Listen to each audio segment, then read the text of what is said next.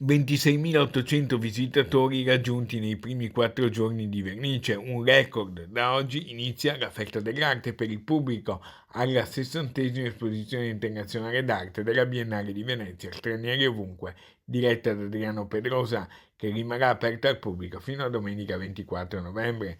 Questa mattina a Ca' Giustinian la consegna dei Leoni d'Oro e d'Argento alla presenza del Ministro dei Beni Culturali Gennaro San Giuliano, del Sindaco di Venezia Luigi Brugnaro, dell'assessore veneto alla cultura Cristiano Corazzari. Noi siamo chiamati a costruire il passato del futuro. Che cosa significa il passato del futuro?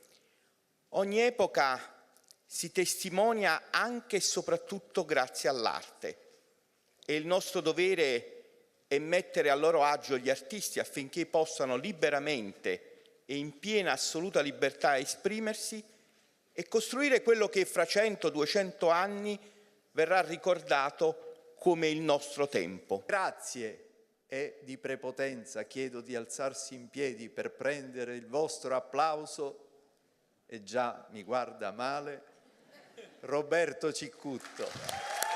In piedi!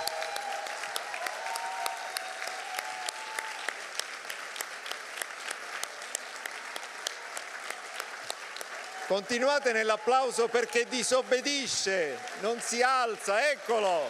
La giuria internazionale ha poi assegnato il Leone d'Oro per la migliore partecipazione nazionale al Padiglione dell'Australia, che ha presentato un albero genealogico disegnato con il gesso. Tra gli altri riconoscimenti assegnati anche una menzione alla prima artista trans nella storia della Biennale.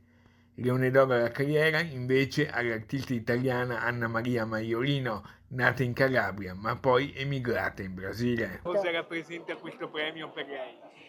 Tante cose, soprattutto la compensazione di tante difficoltà come immigrante, come artista immigrante e come donna.